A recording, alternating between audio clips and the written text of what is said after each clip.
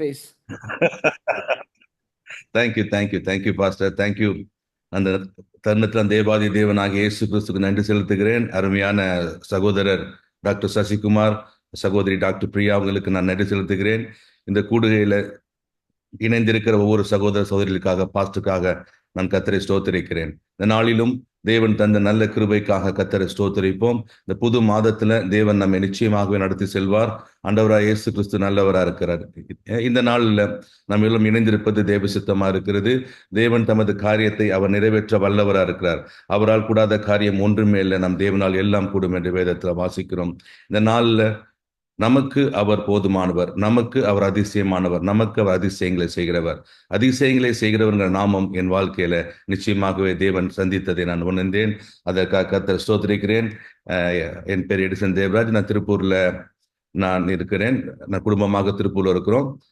திருப்பூர்ல தேவன் எங்களை கொண்டு வந்ததுக்கு நோக்கம் இருக்கிறது. அவரை தெரிந்து கொள்ள திருப்பூருக்கு அழைத்து வந்தார்.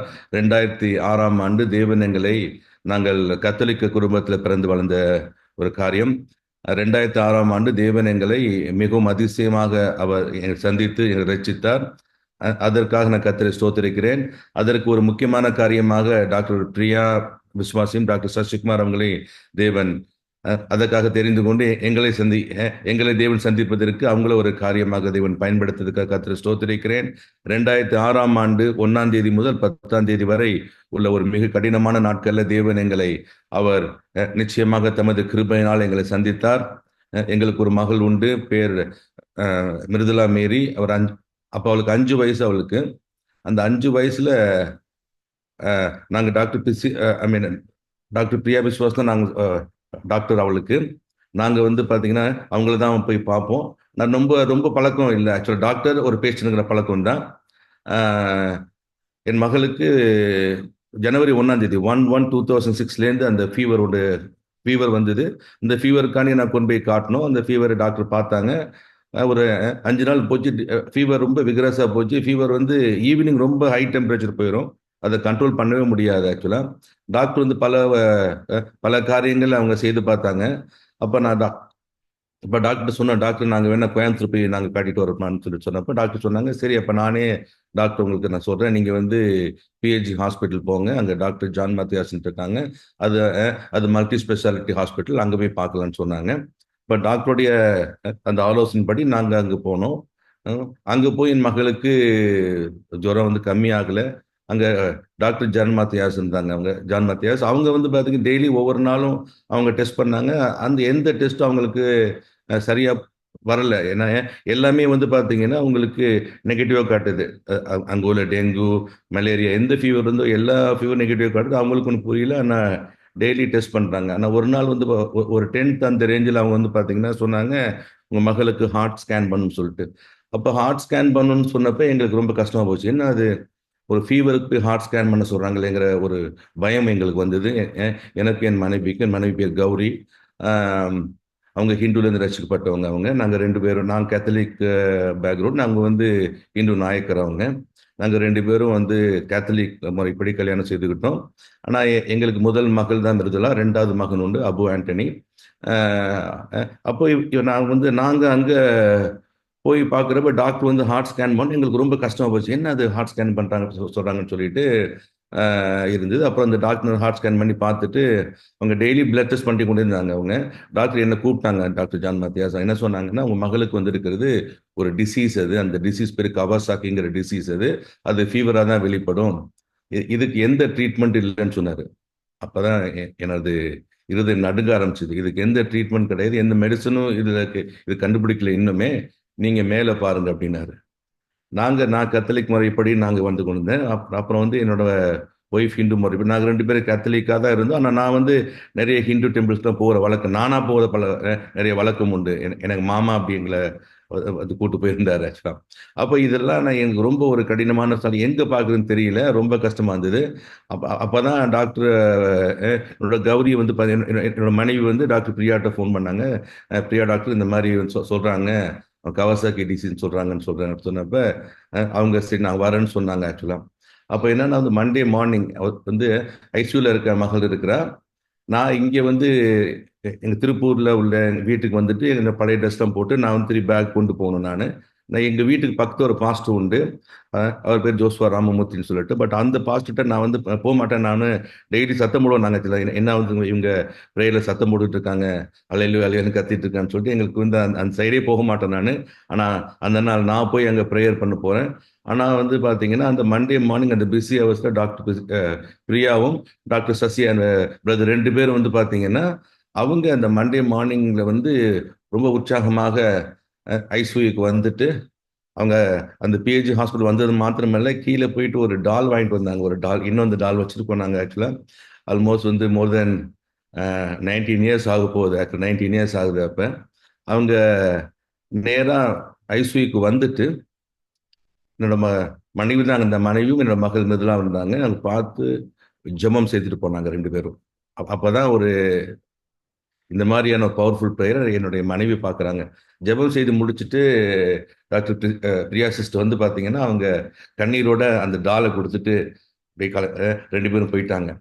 ஆனால் போயிட்டு ஒரு 15 மினிட்ஸ்லேயே என்னுடைய மகளுக்கு ஜுரம், ஒரு 10 டேஸ் பயங்கர ஹெவி ஃபீவர் இருந்தது. அன்றே அப்பொழுதே ஒரு 15 மினிட்ஸ்ல பியூர் ஆயிடுச்சு. அவள் வந்து நார்மலுக்கு வந்துட்டா. அவளுக்கு ஃபீவர் இல்லை. அதுக்கப்புறம் வந்து ஷி பிகம் கம்ப்ளீட்லி நார்மல். ஆக்சுவலா இது என்னன்னா வந்து டாக்டர் பிரியா வந்து பாத்தீங்கன்னா டாக்டர் பிரியா சிஸ்டர், அவங்க ப்ரொஃபஷன் வந்து டாக்டர். அவங்க வந்து தனது ப்ரொஃபஷனால அவங்க வந்து அதை செய்ய முடியாததை அவங்க என்ன பண்ணாங்கன்னா டாக்டர் ஜான் மத்தியாஸ் இன்னும் ஒரு மல்டி ஸ்பெஷாலிட்டி ஹாஸ்பிட்டல் அனுப்பி அங்கே கியூர் பண்ணலான்னு அங்கே அனுப்பி வச்சாங்க. அங்கேயும் நடக்கலை. அங்கே என்னன்னு தெரிஞ்சுக்கிட்டோம். ஆனால் இவங்க 2 பேரும் வந்து ப்ரேயர் பண்ணது, தேவனது கிருபை வந்து பாத்தீங்கன்னா அந்த ஜெபம் கேட்கப்பட்டு அன்றே அப்பொழுதே என் மகளுக்கு ஒரு தெய்வீக விடுதலை கிடைத்தது. அதை செய்த ஆண்டவராய் இயேசு கிறிஸ்துவுக்கு நான் நன்றி செலுத்துகிறேன். அப்பொழுதே நாங்கள் 2 பேரும் ஒப்பு கொடுத்து, நான் மனைவி ஒப்பு கொடுத்து, நான் ஆண்டவராய் இயேசு கிறிஸ்துவை நான் சொந்த ரட்சகரை ஏற்றுக்கொண்டு ஞானஸ்தானம் பெற்று அவருக்கென்று வாழ கத்தர் உதவி செய்திருக்கார். கத்தர் நாமத்தை மகிமைப்படுத்துவோம். கத்தர் பெரியவர். அவர் செய்த ஒரு அற்புதம், ஒரு அதிசயமான காரியம். அந்த அதிசயமான காரியத்தை அவர் அந்த நாள்ல செய்தார். எங்க மேல இரக்கம் வைத்து செய்தார். அதற்காக டாக்டர் பிரியா சிஸ்டரையும் டாக்டர் சசிகுமார் பிரதரையும் அவங்க பயன்படுத்தி அன்றிலிருந்து ஒரு ஒரு நல்ல ஒரு தேவ உறவை எங்களுக்கு கொடுத்தாங்க.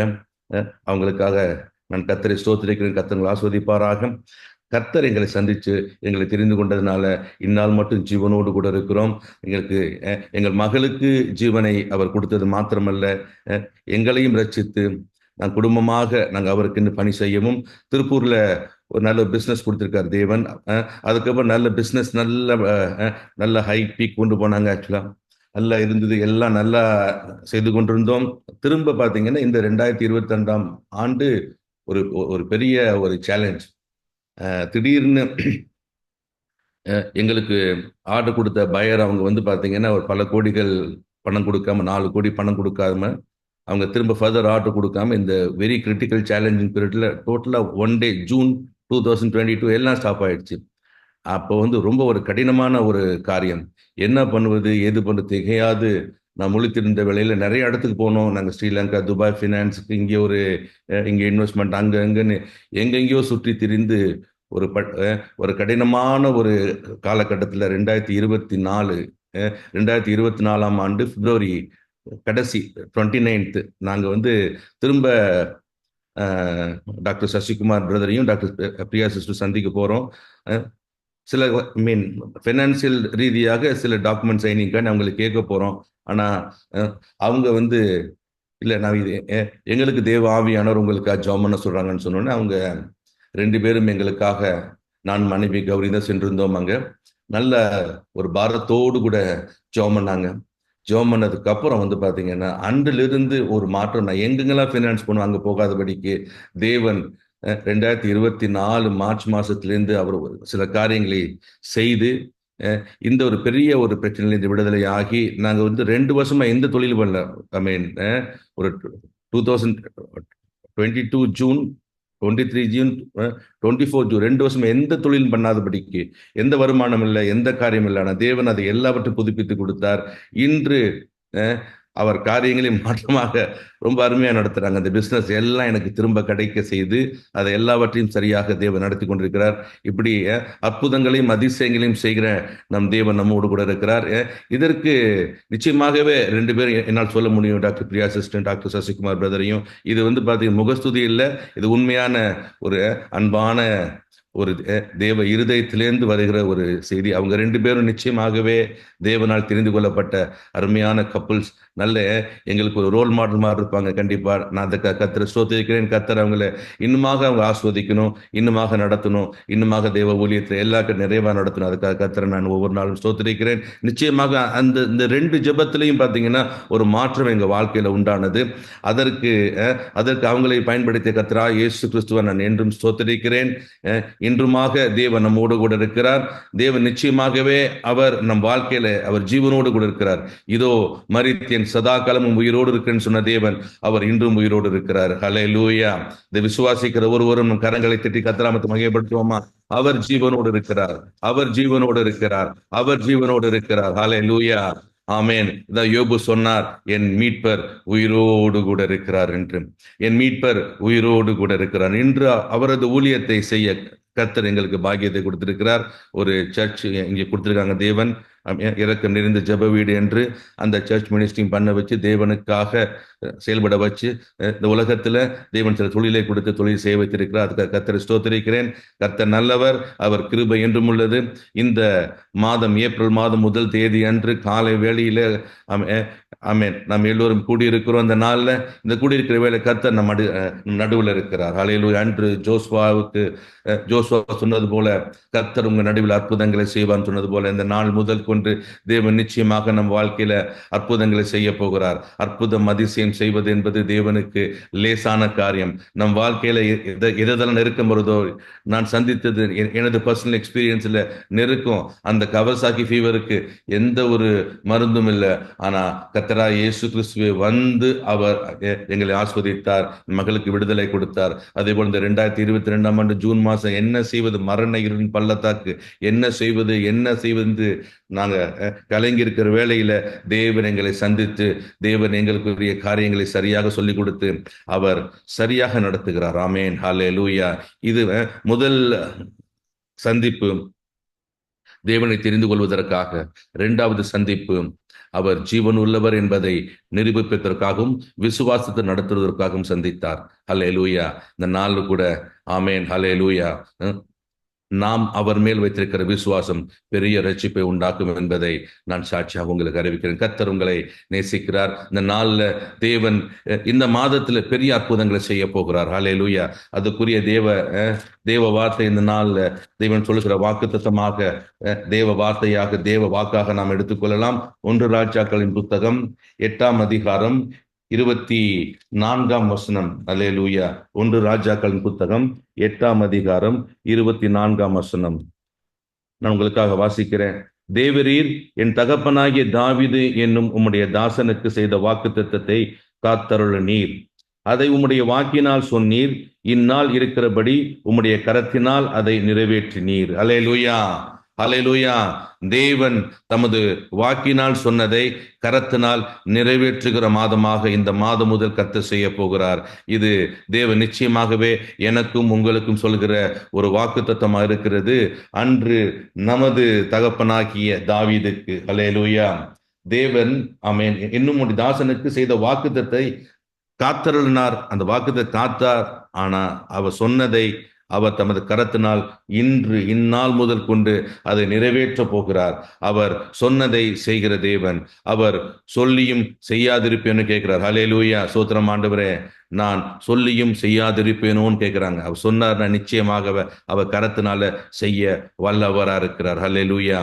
அன்று அவர் சொல்லி செய்த எல்லா நன்மைகளுக்காக கர்த்தரை ஸ்தோத்திரிப்போம். நம் வாழ்க்கையில பல சூழ்நிலையில அவர் சொல்லி அதை செய்திருக்கிறார். ஆனா இந்நாள்ல சொல்றார், அவர் என்ன வாக்குத்தத்தம் கொடுத்திருக்கிறாரோ இந்த நாள்ல அருமையான டாக்டர் சசிகுமார் பிரதர் மூலியமாக தேவன் சொன்னது, நான் உன்னோடு கூட இருந்து நான் செய்யும் காரியம் பயங்கரமா இருக்குன்னு சொன்ன அந்த வாக்கின்படியாக தேவன் நிச்சயமாகவே அவர் சொன்ன வாக்கை அவர் நிறைவேற்றுகிற நாளாக, மாதமாக, வருடமாக தேவன் நம்மை ஆஸ்வதிக்க போகிறார். ஹல்லேலூயா.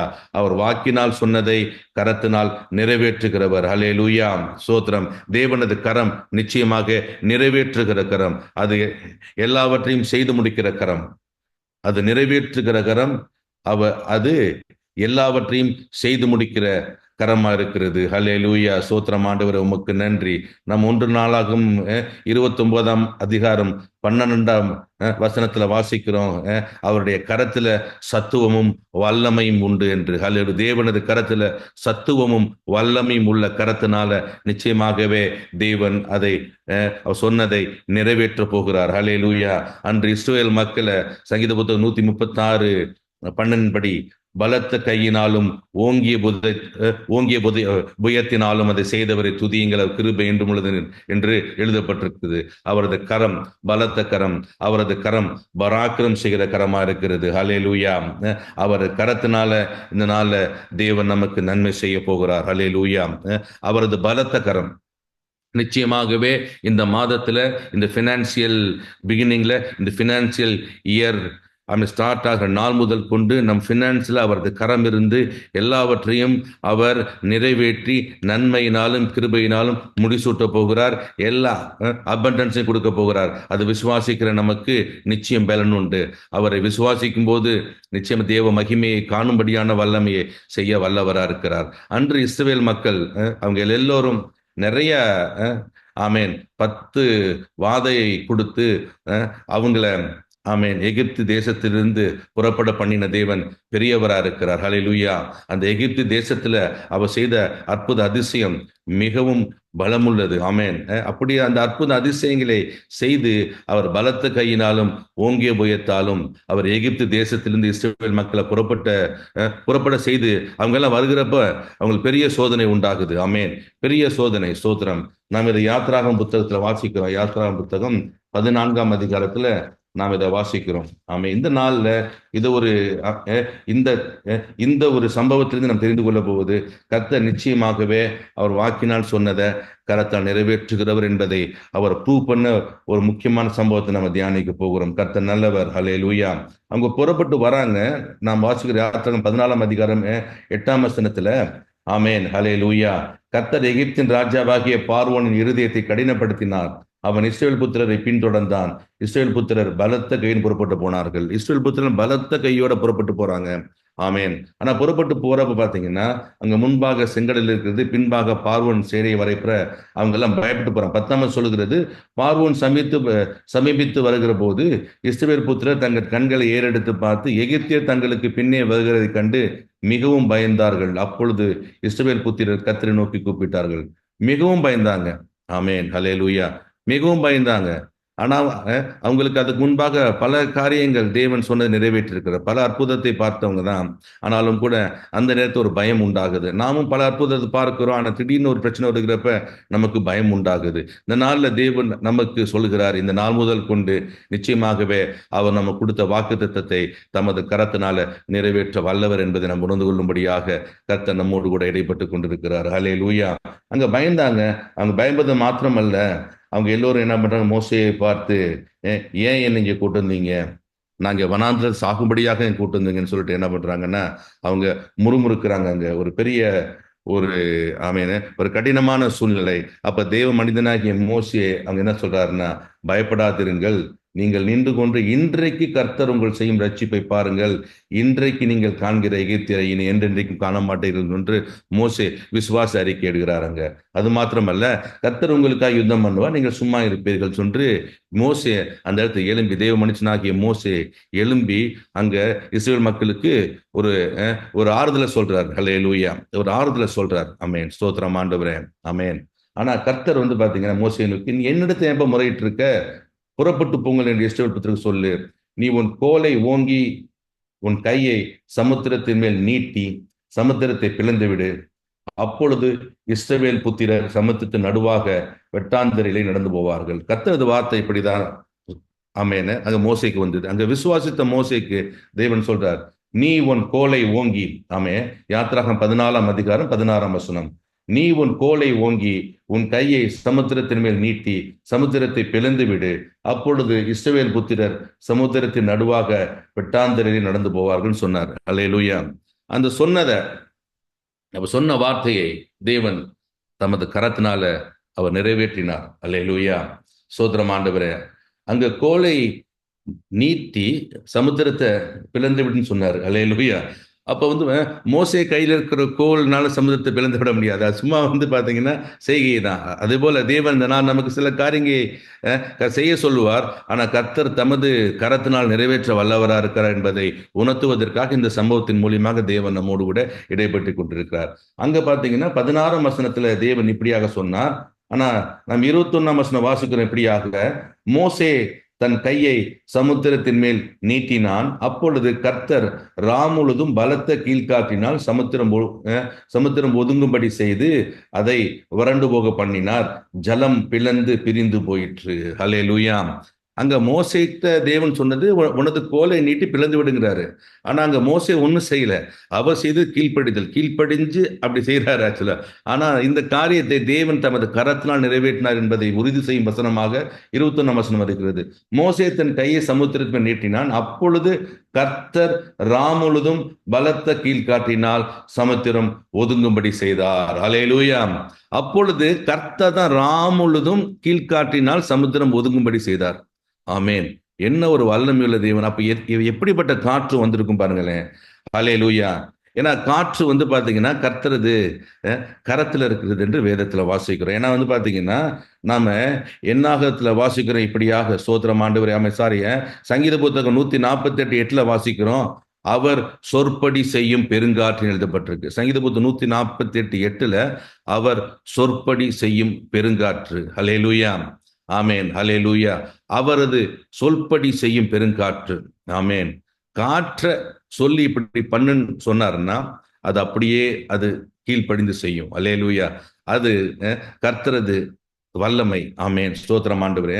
ஆமோஸ் 4:13 வாசிக்கிறோம், காற்றை சிருஷ்டித்தவர் அவன் என்று. காற்றையே சிருஷ்டித்த தேவன், அவர் காற்றை சொல்படி செய்கிற தேவன். நம் நீதிமொழி 30:4 வாசிக்கிறோம், காற்றை தமது கையில் அடக்கினவர் யார் என்று. ஆமேன். தமது கையில காற்றை அடக்கி வைத்திருக்கிற தேவன். அல்லேலூயா. காற்றை சிருஷ்டித்தவர், காற்றை தமது கரத்தில் அடக்கி வைத்திருக்கிறவர், காற்று தான் சொல்லும் போது செய்யறதுக்கு காற்றை பயன்படுத்துகிற தேவன். தமது கரத்தில் உள்ள காற்றுனால பாத்தீங்கன்னா அங்க செங்கடலை 2ஆக பிளக்க வைத்தார். ஹல்லேலூயா. ராமுழுதும் பலத்த கீழ்காற்று. ஹல்லேலூயா. அங்க ராமுழுதும் பலத்த கீழ்காற்று உண்டானது. அந்த பலத்த கீழ்காற்றினால் சமுத்திரத்தை அவர் ஒதுங்கும்படி செய்தார். ஆமேன. ஒதுங்கும்படி செய்தது மாத்திரமல்ல, ரெண்டும் பாத்தீங்கன்னா அந்த அந்த தண்ணீரை பாத்தீங்கன்னா அவர் 2 சைடும் அது மதிலாக நின்றதாமா. அல்லேலூயா. இஸ்ரவேல் புத்திரர் சமுத்திரத்தின் நடுவாக வெட்டாந்தரையிலே நடந்து போனார்கள். அவர்கள் வலதுபுறத்திலும் அவர் இடதுபுறத்திலும் ஜலம் அவர்களுக்கு மதிலாக நின்றது, வாளாக நிற்குது. அல்லேலூயா. அந்த தரை ஃபுல்லா வெட்டாந்தரையா மாறிச்சு. அப்ப முன்பாகவே தேவன் எல்லாவற்றையும் நமக்காக அவர் தமது கரத்தினால எல்லாவற்றையும் அவர் நமக்காக செய்து முடிக்கிறவராக இருக்கிறார். அல்லேலூயா. எல்லாவற்றையும் கர்த்தர் நமக்காக யாவற்றையும் செய்து முடிப்பார். அவர் வாக்கினால் சொன்னதை கரத்தினால நிறைவேற்றுகிற தேவன். ஆமேன். இந்த நாள் பார்த்தீங்கன்னா அந்த நாள் அது பெரிய ஒரு கஷ்டமான காரியம்தான். ஏன்னா முன்பாக செங்கடல், பின்பாக பார்வோனின் சேனை, தப்பிக்கவே முடியாது. என் வாழ்க்கையிலும் பார்த்தீங்கன்னா அப்படிதான். ஆமேன். ஜுரம் பார்த்தீங்கன்னா என் மகளுக்கு 106, 107 டிகிரி ஃபாரன்ஹீட் அப்படியே போயிட்டே இருக்கும். நாங்கள் டெம்பரேச்சர் நாங்கள் பார்க்குற தெர்மாமீட்டர் எடுத்துப்போம். அது ஏன்னா அதை மாதிரி தாங்க முடியாது. ஆனால் என்ன செய்வதுன்னு தெரியல. ஆனா தேவன் தமது வல்லமையினால ஒரு ஜெபத்தை ஆமேன் கேட்டு, ஆமேன், ஜெபத்தை, ஏன்னா எங்களுக்கு ஜெபம் பண்ண தெரியாது, நாங்க எங்க பார்க்கணும் தெரியல எங்களுக்கு. ஆனா கர்த்தர் மெய்யான தேவன் என்பதை உணர்த்தும்படியாக தூதர்களை போல அருமையான சகோதரி தேவன் அனுப்பி அங்க ஜெபம் செய்து வைத்து அவரது வல்லமையினால என் மகளுக்கு ஜுரத்தை அவர் நீக்கினார். ஹல்லேலூயா. ஜுரம் அவர் கரத்தினால் நீங்குது என்பதை ஆமேன் நிச்சயமாகவே நாம பார்க்க முடியும். ஏன்னா இதை நான் எப்படி நான் விசுவாசிக்கிறேன்னா, அங்க பேதுரு வீட்டுக்கு போறாங்க. ஆமேன். பேதுரு வீட்டுக்கு போறப்ப அந்த பேதுருவுடைய மாமி அங்க கட்டும் ஜுரத்துல இருக்காங்க. அல்லேலூயா, ஸ்தோத்திரம் ஆண்டவரே. கட்டும் ஜுரம். நாங்க இது மார்க் 1ஆம் அதிகாரத்துல வாசிக்கிறோம். அங்கே சீமோனுடைய மாமி ஜுரமாய் கிடந்தால் உடனே அவர்கள் அவளை குறித்து அவருக்கு சொன்னார்கள். அவர் கிட்ட போய் அவள் கையை பிடித்து அவளை தூக்கி விட்டார். உடனே ஜுரம் அவளை விட்டு நீங்கிற்று. அப்பொழுது அவள் அவர்களுக்கு பணிவிடை செய்தார் என்று. அல்லேலூயா. கரத்தினால் தூக்கி விட்டோம், ஜுரம் போயிடுச்சு. அப்ப தேவனுக்கு கரம் வல்லமையுள்ள கரம். நிச்சயமாக நாங்க கண்டிப்பா விசுவாசிக்கிறோம். உங்க அருமையான சகோதரன் சகோதரி ஜெபம் பண்றப்ப தேவனது கரம் வந்ததுனால தான் ஜுரம் நீங்கிடுச்சு. ஹல்லேலூயா. கரம் வந்தது, ஜுரம் நீங்கிற்று. ஹல்லேலூயா. பேதுரு மாமிக்கு நாங்க பாக்குறப்ப நாங்க வந்து முதலாக நாங்க கேட்ட ஒரு ஆமென் கிறிஸ்துவ பாடல். அதுக்கப்புறம் பாத்தீங்கன்னா, மனதுருகும் தெய்வம் இயேசு சுகம் தந்து நடத்தி செல்வார் என்று. அதை வந்து பாத்தீங்க, நிச்சயமாகவே அங்க பேதுரு வீட்டுக்கு வந்தால் மாமி கரத்தை பிடித்து தூக்கினார். காய்ச்சல் உடலில் அங்கு நீங்கிற்று. பின்பு கர்த்தர் தொண்டு செய்து மகிழ்ந்தாள் என்று அருமையான ஃபாதர் ஐயா மூலியம் எழுதப்பட்ட இந்த வார்த்தையில நிச்சயமாக அந்த ஒரு பாடல் மூலியமாகவே இது வந்து எங்களுக்கு அது அவர் உறுதி செய்தார். ஹல்லேலூயா. அதே போல இன்று நாம வாசிக்கிறோம் மார்க் 1ஆம் அதிகாரத்துல அவரது கரம் ஜுரத்தை நீக்கிற்று. எங்க வாழ்க்கையில அதனை கண்ணார பார்த்தோம். ஏன்னா அவர் கரம் எல்லாவற்றையும் செய்து முடிக்கும். இந்த நாள்ல உங்களுக்கும் எனக்கு தேவன் சொல்ற காரியம், எந்த ஒரு சூழ்நிலை, எந்த கடினமான சூழ்நிலை வந்தாலும் அவரது கரம் வரும் என்பதை நாம் உணர்ந்து கொள்ளணும். ஹல்லேலூயா. சங்கீத புத்தகத்துல நாம் எப்படியா வாசிக்கிறோம், முற்புறத்திலும் பிற்புறத்திலும் என்னை நெருக்கி உமது கரத்தில் என் மேல் வைக்கிறீர், இது எனக்கு மிகவும் ஆச்சரியமான காரியம் என்று சங்கீதக்காரன் எழுதுகிறார். ஹல்லேலூயா, ஸ்தோத்திரம் ஆண்டவரே.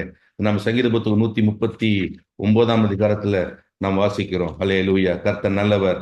ஆமென், ஸ்தோத்திரம் ஆண்டவரே. 5ஆம் வசனம், முற்புறத்திலும் பிற்புறத்திலும் நீர் என்னை நெருக்கி உமது கரத்தை என் மேல் வைக்கிறீர், இந்த அறிவு எனக்கு மிகுந்த ஆச்சரியமும் எனக்கு எட்டாத உயரமுமா இருக்கிறது என்று. நம் வாழ்க்கையில முற்புறமும் பிற்புறமும் நெருக்கம் வந்தா நிச்சயமா கர்த்தரது கரம் வந்து காரியங்களை செய்து முடிக்கும். ஹல்லேலூயா. அவர் வாக்கினால் சொன்னதை கரத்தினால் நிறைவேற்ற அவர் வல்லவரா இருக்கிறார். நிச்சயமாகவே கர்த்தர் நல்லவர். எந்த ஒரு சூழ்நிலை இருந்தாலும் அவரது கரம் நிச்சயமா நமக்கு வரும். ஆமென். அவரது கரம் நிச்சயமாகவே காரியங்களை செய்து முடிக்கும். ஆமென். அன்று இஸ்ரவேல் ஜனங்களை அந்த பார்வோனின் கைக்கு தப்புவிக்கும் வண்ணமாக கர்த்தரது கரம் செயல்பட்டது. அவர் கரத்தில் உள்ள காற்றை அவர் ஆமென் ராம் முழுதும் பெருங்காற்று அனுப்பினார். அந்த பெருங்காற்று கடலை இரண்டாக பிளந்து மதிலாக வைத்து வெட்டாந்தரையை உண்டு பண்ணி இஸ்ரவேல் மக்களை அங்க பத்திரமாக சுகபத்திரமாக நடத்தினது. ஆமென், ஹல்லேலூயா. நாம் வாசிக்கிற யாத்திரை 14ஆம் அதிகாரம் 31ஆம் வசனத்துல கர்த்தர் எகிப்தில் செய்த அந்த ஆமென் 30ஆம் வசனம், இவ்விதமா கர்த்தர் அந்நாளிலே இஸ்ரவேலரை எகிப்தின் கைக்கு தப்புவித்து ரட்சித்தார். கடற்கரையிலே எகிப்தியர் செத்து கிடக்கிறதை இஸ்ரவேலர் கண்டார்கள். ஹல்லேலூயா. அங்க ஆமென் மோசே சொன்னார், இன்று காண்கிற எகிப்தியரை நீங்க என்றென்னும் காண மாட்டீர்கள் என்று. இந்த நாள்ல உங்களுக்கும் எனக்கும் எதிராக எந்த சூழ்நிலை இருந்தாலும் கர்த்தரது கரம் அதை செயலுக்கு செய்யும். இனி அது செயல்படாது. கர்த்தரும் வாழ்க்கையில தமது கரத்தினால அதை நிறைவேற்ற வல்லவர் வல்லவர் வல்லவர் வல்லவர். ஹல்லேலூயா. ஒரே சம்பவம் மட்டும் தியானித்து ஜெபம் கர்த்தர் உதவி செய்வாராக. லூக்கா சுவிசேஷ புத்தகத்துல 13ஆம் அதிகாரத்தை எப்படியா வாசிக்கிறோம். ஆமென். 18 வருடமாக கூனியாக இருந்த ஒரு மகள் தேவாலயத்துல இயேசப்பா பார்த்தாங்க. ஹல்லேலூயா. அப்பொழுது 18 வருஷமாய் பலவீனப்படுத்தும் ஆவியை கொண்ட லூக்கா 13:11. ஹல்லேலூயா. ஒரு ஸ்திரீ அங்கே இருந்தால், அவள் எவ்வளவும் நிமிரக்கூடாத கூனியாய் இருந்தால், இயேசு அவளை கண்டு தம்மிடத்தில் அழைத்து, ஸ்திரீயே, உன் பலவீனத்திலிருந்து விடுதலையாக்கப்பட்டாய் என்று சொல்லி அவள் மேல் தமது கையை வைத்தார். உடனே அவள் நிமிர்ந்து தேவனை மகிமைப்படுத்தினாள். ஹல்லேலூயா. ஹல்லேலூயா. 18 வருடமா கூனியா இருந்த மகளை தேவன் கண்டு அழைத்து, ஸ்திரீயே, உன் பலவீனத்திலிருந்து விடுதலையாக்கப்பட்டாய் என்று வாக்கினால் சொல்லி தமது கரத்துல வைத்தோன்னையே அவள் நிமிர்ந்து துதித்து ஆமென் ஹல்லேலூயா நிமிர்ந்து அவள் தேவனை மகிமைப்படுத்தினாள். இந்த நாள்ல எவ்வளவு வருடமாக நமக்கு ஆமென் எழும்ப முடியாத நிலையில இருந்தாலும் தேவனது கரம் தொட்டு நம்மை நிமிர்ந்து நிற்க வைக்கும். அப்படி 2 ஆண்டுகள் நிமிர முடியாதபடிக்கு ஆமென் ஆமென் கூனி இருந்த எங்கள் மேல தேவனது கரம் வந்த பொழுது நாங்கள் எழுந்து நிமிர்ந்து நிற்க வைத்தார். தேவன் நல்லவர். அவரது கிருபை என்றுமே உள்ளது. இந்த நாளிலும் கூட அவர் தமது வாக்கினால் சொன்னதை அவரது கரம் நிறைவேற்றும் என்பதை உறுதிப்படுத்தும்படியாக தேவன் நம்மோடு கூட பேசினார். நிச்சயமாகவே அதை செய்ய வல்லவர். ஒரு சிறு ஜெபம் செய்வோம். கர்த்தாவே, உமக்கு நன்றி செலுத்துகிறோம் ஏசப்பா. இந்த காலை நேரத்துல இந்த அருமையான தருணத்தை கொடுத்து நாங்கள் எல்லோரும் அப்பா தகப்பனே அப்பா சகோதரர்கள் சகோதரிகள் அப்பா ஒருமித்து வாசம் செய்வது எவ்வளவு நன்மையும் எவ்வளவு இன்பமா இருக்கிறதுன்னு அங்கே ஆசுவாதத்தின் ஜீவனையும் கட்டளையிடுகிற தேவன் இந்த நாள் ஆசுவாதத்தின் ஜீவனையும் எங்கள் மத்தியில கட்டளையிட்டதுக்கு நன்றி அப்பா. நீர் அப்பா நீ செய்த நன்மைகளை சாட்சி அறிவிக்கும்படியாக செய்த கிருபைக்கு ஸ்தோத்திரம் ஆண்டவரே. அது நாம மகிமைப்பட்டதுக்கு நன்றி ஆண்டவரே. அப்பா அப்பா இந்த கூடுகைக்கு அழைத்த அருமையான சகோதரர் டாக்டர் சசிகுமாருக்காக, டாக்டர் பிரியா விசுவாசம் சிஸ்டருக்காக ஜெபம் பண்ணுகிறோம்.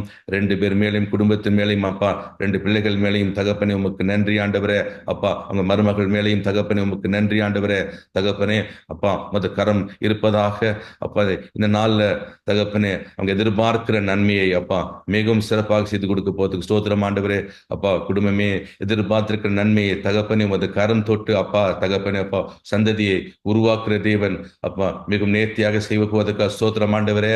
2 பேரை மேலையும் குடும்பத்தின் மேலே விசேஷ கரம் இருப்பதற்கு நன்றி ஆண்டவரே. அதே போல அப்பா இந்த கூடுகையில கடந்திருக்கிற ஒவ்வொரு சகோதர சகோதரிகளும் குடும்பத்தையும் உமது கரம் தொட்டு ஆஸ்வதிப்பதற்கு ஸ்தோத்திரம் ஆண்டவரே. நீங்க அப்பா சொன்ன வாக்குத்தத்தம் பண்ணதை நீங்க காத்தருளின் தேவன் அப்பா காத்தருளுவீர். அதை உமது கரத்தினால் இந்நாளில நிறைவேற்றுவீர் என்பதை நாங்கள் விசுவாசிக்கிற ஆண்டவரே. உமது கரம் நிறைவேற்றினதுக்காக ஸ்தோத்திரம் ஆண்டவரே. அப்பா செங்கடலை பிளந்த தேவன் அப்பா பேதுரு மாமியை அப்பா சுகப்படுத்திய தேவன் அப்பா 18 வருடமா கூனிய அந்த மகளை நிர்ணயம் செய்த தேவன் இருந்தாலும் கரத்தினால எங்க வாழ்க்கையிலும் அதை செய்ய போறதுக்கு நன்றி. இந்த ஏப்ரல் மாதம் 1ஆம் தேதி முதல் எங்களுக்கு அது அப்பா கிடைக்க போகிறது விசுவாசத்தோடு கூட நோக்கி பார்க்கிறோம். இந்த நாள்ல நீங்க எங்கள் அனைவரையும் ஆசுவதித்ததுக்கு நன்றி ஆண்டவரே. என் நாமத்தை பிரஸ்தாபடுத்தும் எந்த ஸ்தானத்திலும் வந்து ஆசுவதிப்பேன் சொன்ன தேவன் உமது நாமத்தை பிரஸ்தாபடுத்திருக்க ஆண்டவரே. எங்களை வந்து ஆசுவதிப்பதற்கு ஸ்தோத்திரம். இயேசுவின் நாமத்தில் ஜெபித்து ஜெயமெடுக்கிறோம் எங்கள் ஜீவனுள்ள நல்ல பிதாவே. ஆமென்.